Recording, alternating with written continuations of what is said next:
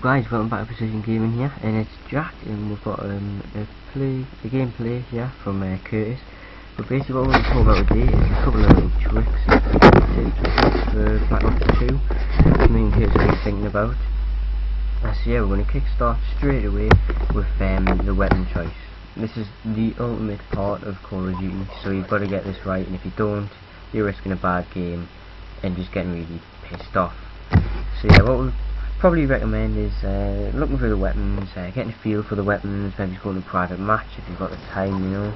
I mean, I know I love to jump into it, but just sit back, getting used to the guns, and like sort of establish which gun you want to use first, have a little play around the class, etc. And anyway, linking to that, we'd let you go on to the attachments. You've got to choose the attachments well. You can't sort of muck about with random. I mean, no, ACOG isn't the best attachment to use, so you wouldn't use it. It's going to risk you doing well in the game, and it's just really not worth it. I don't know why people do it. It must just be funny, but it's just not. You just die, so you know, haha, funny. But yeah, and next the next sort of fundamental part of it is the perks. The perks are the sort of they suit your game style more. I know I'm sort of the offensive sort of player. I'll either have dexterity or extreme condition, or in this case, on other Call of Duties, like your steady aims, probably most using dead silence so people don't soundhole you. But that's more when you get into the more serious sort of the gaming side of it.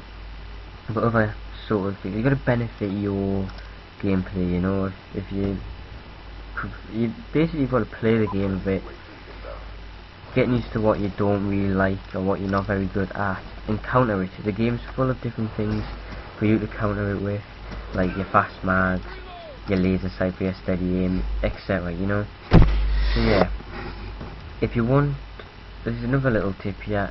Try and be as close to your net router as possible. I know if you're in just a household, you just play on the Xbox for a bit of fun, and you know, like if you want to play ground war, games where you can get more kills, the chances are your connection is going to drop with a view of 18 players, so that's really quite annoying. I think you should make dedicated servers for Call of Duty series, but I cannot do that, unfortunately. Can't get that across to them. But basically, you know, you just get your connection right, try and be as close as possible. I know in your house you might not be able to, but I know I'm quite close, but even still, I haven't got the best internet, so I don't really get 4-bar in ground war like most sort of better players get. So yeah, I'd recommend that. Another thing I'd recommend is probably the game mode. You know, the game mode, like Team Deathmatch, is just a nice casual game mode. The only objective is to kill, so you haven't really got much to worry about, and it does tend to attract a lower rank, but I think people are getting familiar with that now. At the higher ranks, and thought, you know, it's going to be an easy little game, and it doesn't quite end up that easy anymore. So yeah, that's sort of your easier game mode. The only other game mode I would really recommend, in my opinion, would be Domination. Domination is another good gameplay where it's basically extended time, and it's out of 2 rounds, so you are guaranteed a bit of XP there. About 5,000, 6,000 average. When I play, I sort of play objectives. If you're going for the kills, you can get well over 100 if you really put your mind to it, but most of your games will come out with about 30 kills or so, which is still quite a lot of XP, and you know, you can get some kill streaks there, and so on.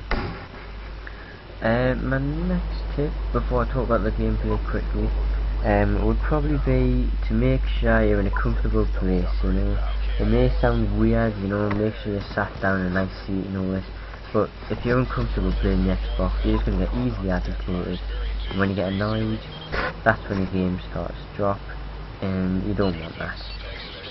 So yeah, that's the only real tips I've got for the minute. In my next video we'll be bringing some news about Modern Warfare 4, just a little recap of that and all the fake shenanigans over when it was being released and all this. But yeah, Curtis does go 37-1 in this gameplay.